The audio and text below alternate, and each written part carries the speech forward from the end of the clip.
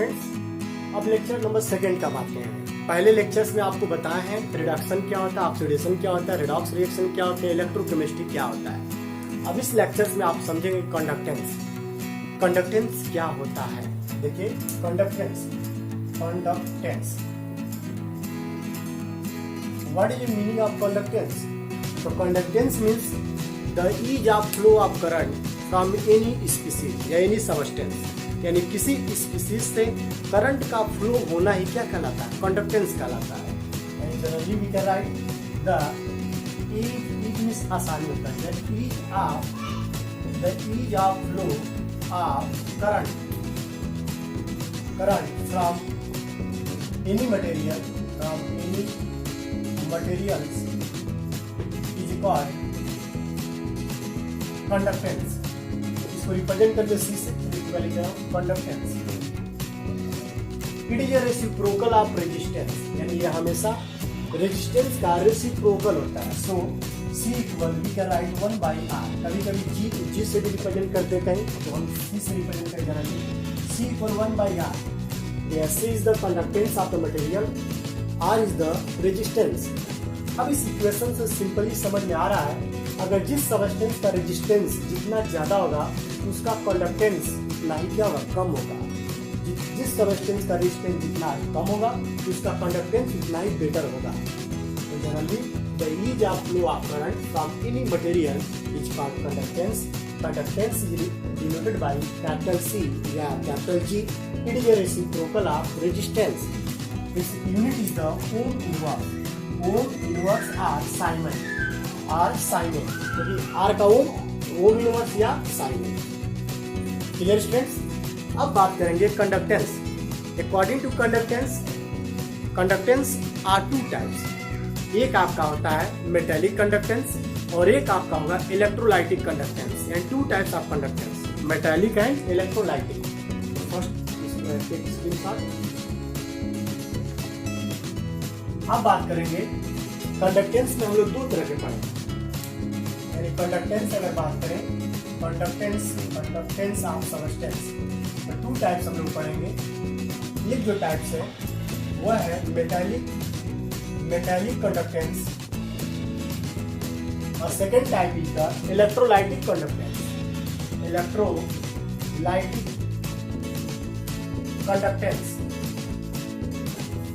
एक और भी इसमें ऐड कर सकते, चाहे तो वो नॉन मेटेलिक कंडक्टेंस और सुपर कंडक्टर भी, लेकिन हम जनरली इसको समझेंगे। तो समझिए क्या होता है। अगर हम सबसे पहले डिस्कस करेंगे इलेक्ट्रोलाइटिक का, ये तो सब लोग पढ़े हैं, लेकिन इसको डिस्कस करें तब एक करेंगे। इलेक्ट्रोलाइटिक कंडक्टेंस होता क्या है, अरे क्यों होता है और कौन कौन से फैक्टर्स हैं जिस पे यह डिपेंड करता है, ये हमारे लिए बहुत इंपॉर्टेंट क्वेश्चन है। इलेक्ट्रोलाइटिक कंडक्टेंस होता क्या है? जितने इलेक्ट्रोलाइट्स होते हैं, या तो वो साल्ट होगा या एसिड होगा या बेस होगा, वह एक्वस सॉल्यूशन में वो आयनाइज होता है। और जब आयनाइज होगा, डिसोसिएट होगा, तो फ्री आयंस पाया जाएगा। और वही फ्री आयंस करंट को कैरी करेगा और फ्लो होगा। तो सभी इलेक्ट्रोलाइट्स जो होते हैं वह can easily dissociate in aqueous form as well as in molten state. During dissociation, the free ions are responsible to conduct electricity. तो हम जनरली इसको कह सकते हैं electrolytic conductance due to presence of free ions की वजह से। अब आयंस में केटायन और एनायन दोनों होगा, केटायन एंड एनायन, इसके वजह से होता है। अब आपको पता है फ्री आयंस इलेक्ट्रोलाइट, जैसे आप फर्स्ट ईयर में पढ़ेंगे, molten NaCl and aqueous solution of NaCl conduct electricity but solid NaCl does not. तो मेन रीजन यही है क्योंकि एक्वस फॉर्म में और मोल्टेन स्टेट में NaCl अपने फ्री आयंस में पाया जाएगा, और due to presence of free ions it can carry the charge, it can easily conduct electricity. But solid form में उसके आयन सेपरेट नहीं होते हैं, उसके आयन सेपरेट नहीं होगा, फ्री फॉर्म में नहीं पाया जाएगा। और जब फ्री फॉर्म में नहीं पाया जाएगा तो करंट को कैरी नहीं कर पाता है, जिससे वह कंडक्टर की तरह बिहेव नहीं करता है। समझ गए? इसीलिए जितने इलेक्ट्रोलाइट होते हैं या तो एक्वस सॉल्यूशन में या मोल्टेन स्टेट में ही वो कंडक्शन की तरह काम बिहेव करेगा, वह कंडक्टर होगा। समझ गए बच्चों? अब जो इलेक्ट्रोलाइटिक कंडक्टेंस है, यह डिपेंड करता है कई सारे फैक्टर पर। इसके कई सारे फैक्टर्स हैं, यानी फैक्टर अफेक्टिंग इलेक्ट्रोलाइटिक कंडक्टेंस।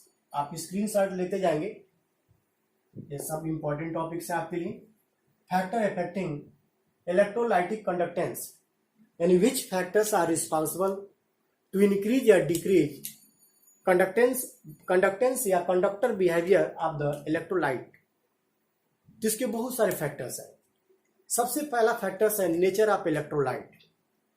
पहला जो फर्स्ट फैक्टर्स है नेचर ऑफ इलेक्ट्रोलाइट। आपको पता होगा electrolytes are two types, strong electrolyte and weak electrolyte.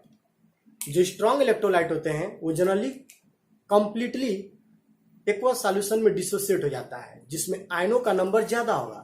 और जिसमें आयन का नंबर ज्यादा होगा तो जनरली उसका कंडक्टेंस भी क्या होगा, कंडक्शन पावर भी क्या होगा, ज्यादा होगा। लेकिन जो वीक इलेक्ट्रोलाइट होते हैं उनका आयनाइजेशन, उनका डिसोसिएशन 100% नहीं होता है, कंप्लीटली नहीं होता है, पार्सली होगा, 50%, 40%, 60%, जिससे उसमें आयन का नंबर ऑफ आयन लेस होगा in the compare of strong electrolyte. और जब नंबर ऑफ आयन लेस होगा तो कंडक्शन भी कम होगा, जिससे कंडक्टेंस वैल्यू कम होगा। इस तरह जो स्ट्रॉन्ग इलेक्ट्रोलाइट और सेकेंड वन वीक इलेक्ट्रोलाइट। तो जो स्ट्रॉन्ग इलेक्ट्रोलाइट हैं इनका कंडक्टेंस पावर एक पर्टिकुलर कंसंट्रेशन को दोनों ले लें, इसका कंडक्शन पावर ज्यादा होगा और इसका कंडक्शन पावर कम होगा। यानी इसका कंडक्शन इंक्रीज करेगा, इसका कम होगा। क्यों? क्योंकि इसमें इसका लगभग कंप्लीटली डिसोसिएशन होता है, जिसमें नंबर ऑफ आयन ग्रेटर होगा और इसमें नंबर ऑफ आयन कम होगा, क्योंकि ये पार्सली डिसोसिएट होता है। Clear student? जैसे अगर हम बात करें NaCl, एक क्वेश्चन भी छोटा समझ लो, 1m NaCl एंड 1m आपका CH3COONH4। अब बोल दें इसमें इन दोनों में से किसका कंडक्टेंस ज्यादा होगा? समझ गए बच्चों? इन दोनों में किसका कंडक्टेंस ज्यादा होगा? तो जाहिर सी बात है NaCl इज स्ट्रॉन्ग इलेक्ट्रोलाइट और ammonium acetate is the weak electrolyte. दोनों का कंसंट्रेशन सेम है, टेम्परेचर भी एक ही टेम्परेचर पर रखा गया, अतः इसका आयोनाइजेशन ज्यादा होगा। इसका आयोनाइजेशन जो होगा बहुत ज्यादा होगा, Na+Cl बहुत ज्यादा मात्रा में डिसोसिएट होगा। इसका भी होगा लेकिन कम होगा। इसका आयोनाइजेशन क्या होगा? पार्सली होगा बच्चों, इसका कम होगा। समझ गए? तो इसमें जो नंबर ऑफ आयंस होगा, number of ion greater in 1m NaCl, और जब नंबर ऑफ आयन ग्रेटर होगा 1m NaCl में तो इसका कंडक्शन भी क्या होगा? ज्यादा होगा। इसलिए 1m का कंडक्टेंस पावर ज्यादा होगा। यह इलेक्ट्रिसिटी को कंडक्टेंस या कंडक्ट करने की कैपेसिटी ज्यादा होगा in compare of 1m CH3COONH4 यानी ammonium acetate. Main reason weak electrolyte and strong electrolyte. क्यों? इसका कंप्लीट आयोनाइजेशन नियरली होता है, इसका पार्सली होता है। Clear students? Okay, please take screenshot.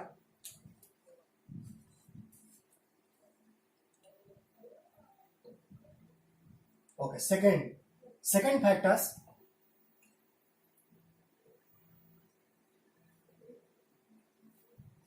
Second factors is size of ions. Size of ions बहुत important factors है। Size of ion, greater the size of ion greater the solvation. जितना ion का size बिगर होगा, large होगा, उसका solvation का मतलब वो सॉल्वेंट के ओर अट्रैक्शन ज्यादा होगा। और जब अट्रैक्शन ज्यादा होगा तो हम कहेंगे ग्रेटर सॉल्वेशन हो रहा है। और जब ग्रेटर सॉल्वेशन होगा तो लोअर द कंडक्टेंस। यानी जनरली हम लिख सकते हैं जो size of ions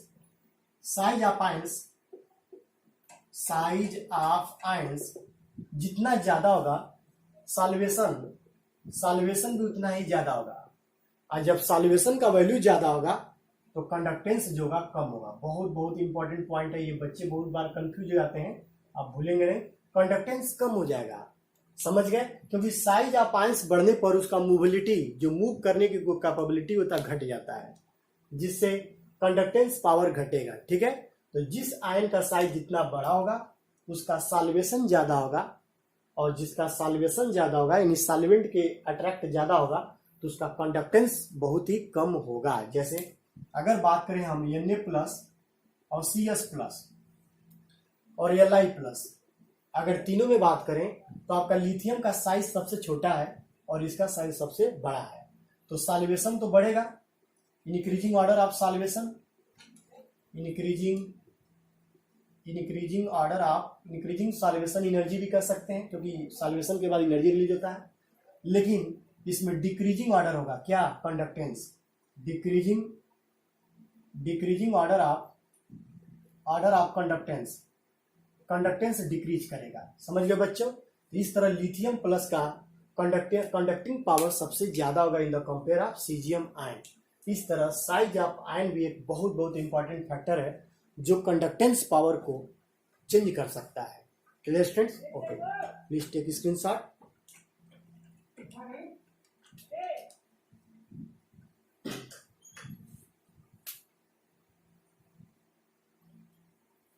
okay, next factor है टेम्परेचर। टेम्परेचर सबसे इजी फैक्टर्स है, ये तो आप जानते ही हैं। टेम्परेचर इंक्रीज करने पर जो भी आयंस है, जैसे मान लीजिए हमारे पास प्लस और माइनस, इनके बीच में इंटरेक्शन है, टेम्परेचर बढ़ने पर, टेम्परेचर अगर इंक्रीज कर रहे हैं तो जो इंटरेक्शन है आयनों के बीच में वो इजीली ब्रेक डाउन हो जाएगा, स्प्लिट हो जाएगा, और जितना आसानी से स्प्लिट होगा इसके आयन उतना ही आसानी से फ्री होगा, और जब आयन फ्री होंगे तो कंडक्टिंग पावर भी क्या होगा, बढ़ेगा। सो temperature directly proportional conductance of electrolyte.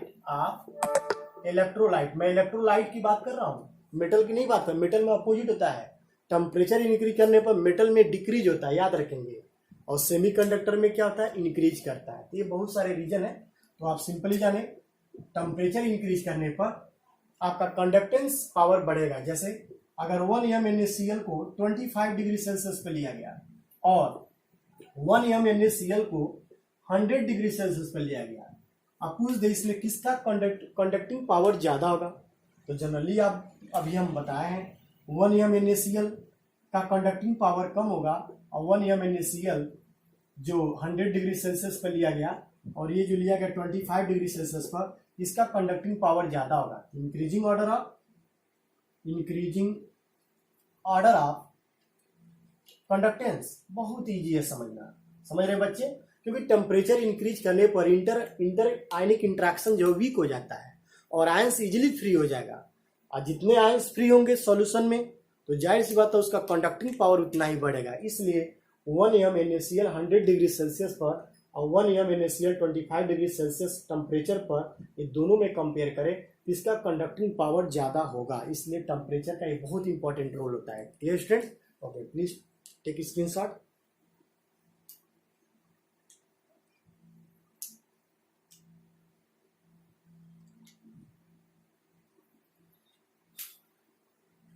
Okay, third factor polarity of solvent या नेचर ऑफ सॉल्वेंट हम कह सकते हैं simply. Nature of solvent generally 2 types होता है, एक पोलर और एक क्या होता है, नॉन पोलर। तो जो पोलर सॉल्वेंट होगा, मैक्सिमम इलेक्ट्रोलाइट या एसिड बेस साल्ट जो भी है वो पोलर सॉल्वेंट में ही आयोनाइजेशन होगा। अब सॉल्वेंट में जितना ज्यादा पोलैरिटी होगा वह इलेक्ट्रोलाइट उस सॉल्वेंट पे उतना ही ज्यादा आसानी से आयोनाइज होगा, और ये डिपेंड करेगा सॉल्वेंट के डाई इलेक्ट्रिक कांस्टेंट पर। किस पर डिपेंड करेगा, डाई इलेक्ट्रिक कांस्टेंट पर। Clear student? यानी सॉल्वेंट का dielectric constant μ = 1/f Q1 Q2 upon R square होता है। अगर बात करें हम NaCl का, देखें NaCl है, चलिए NaCl है, इस पे प्लस है, इस पे माइनस, इसके बीच में एक इंट्रैक्शन है जिसको हम कहते हैं इलेक्ट्रोस्टैटिक इंट्रैक्शन। अब जैसे वाटर मॉलिक्यूल में मिला रहे हैं, देखिए क्या होता है इसमें, आपको पता है O इज मोर इलेक्ट्रोनिगेटिव, और जब मोर इलेक्ट्रोनिगेटिव होगा तो क्या करेगा, O पर कौन चार्ज आएगा, पार्शियल निगेटिव, और हाइड्रोजन पर कौन चार्ज आएगा बच्चों, निगेटिव। देखिए अब कैसे होगा इसमें, ध्यान दें आप, बहुत इजी है तरीका समझने का। देखिए इस पे आपका पार्शियल प्लस होगा, इसमें माइनस, समझ रहे बच्चों, ड्यू टू मोर इलेक्ट्रोनिगेटिव और लेस इलेक्ट्रोनिगेटिव का यहाँ खेल है, वो भी पार्शियल, पार्शियल समझ रहे हैं ना, आंशिक रूप से रहेगा, कंप्लीट नहीं रहेगा। अब देखें यहाँ क्या होता है,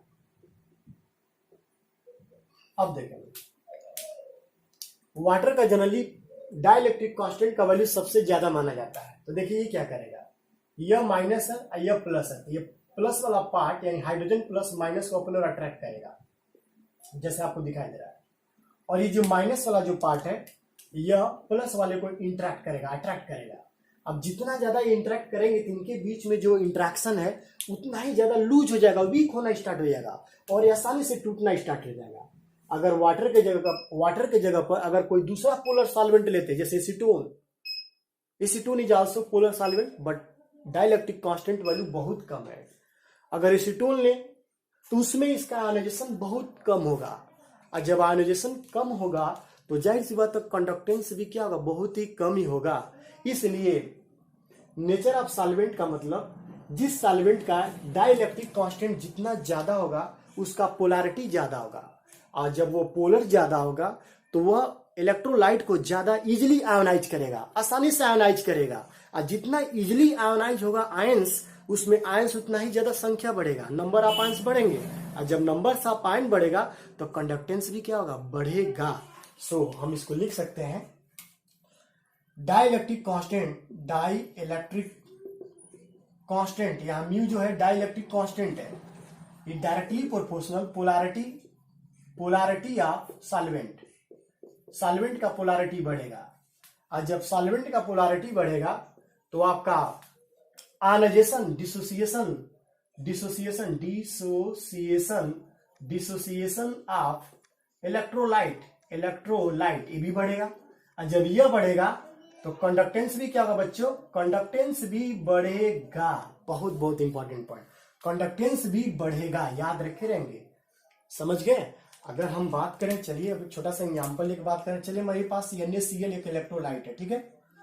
अब इसे डिफरेंट सॉल्वेंट में लिया गया, जैसे एक में वाटर है, चलिए वाटर, एक में एल्कोहल है C2H5OH, दोनों ही पोलर नेचर का, एल्कोहल भी पोलर है और वाटर भी, लेकिन दोनों के पोलैरिटी में डिफरेंस है, आप समझ ही रहे हैं क्यों, यहाँ प्लस I ग्रुप है वहां नहीं है। अब देखें इसमें भी NaCl डाला, एक ग्राम NaCl मान लीजिए, इसमें भी 1 ग्राम NaCl मिलाया या 1 मोल, तो अगर हम कंपेयर करें तो इसमें आयन का नंबर बहुत ज्यादा होगा, क्योंकि इसका पोलैरिटी वाटर का ज्यादा है, ज्यादा रहेगा तो ज्यादा Na प्लस और Cl आयन फॉर्म्ड होगा, जिससे कंडक्टेंस वैल्यू क्या होगा, बढ़ जाएगा बच्चों, बढ़ जाएगा, समझ गए।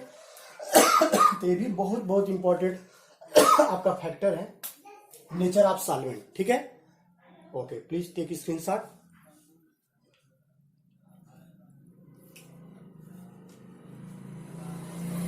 Okay, now next one, concentration of solution, ये भी बहुत अच्छा फैक्टर है जो आगे हम लोग पढ़ते हैं, मोलर कंडक्टेंस और इक्विवेलेंट कंडक्टेंस के आगे हम मतलब जब आएगा तो उसमें आप पढ़ेंगे effect of dilution on molar conductance and equivalent conductance of electrolyte solution. तो देखिए कंसंट्रेशन, अगर कंसंट्रेशन का बात करें तो जनरली कंसंट्रेशन बढ़ने पर आयोनाइजेशन तो बहुत कम हो जाएगा, क्योंकि बहुत पास हो जाएंगे उनमें। अब कंसंट्रेशन बढ़ने पर कंडक्टेंस घटता है, सो कंसंट्रेशन इनवर्सली प्रोपोर्शनल कंडक्टेंस याद रखेंगे, बहुत बहुत इंपॉर्टेंट पॉइंट है कंडक्टेंस। जैसे अगर लिखा 1m NaCl, ठीक है, अब 5m NaCl, दोनों 25 डिग्री सेल्सियस, ये भी 25 डिग्री सेल्सियस, ये भी 25। अब बोल दें इन दोनों में कंडक्टेंस किसका ज्यादा होगा, तो जाहिर सी बात 1m का होगा। क्यों, क्योंकि ये डाइल्यूट सॉल्यूशन है और ये क्या है, बहुत ज्यादा कॉन्सेंट्रेट है। जो सॉल्यूशन डाइल्यूट होता है, डाइल्यूशन बढ़ाने पर आयोनाइजेशन वैल्यू बढ़ेगा, और जब आयोनाइजेशन वैल्यू बढ़ेगा तो number of ions also will be increases, और जब number of ions will be increases तो conductance power also will be increases.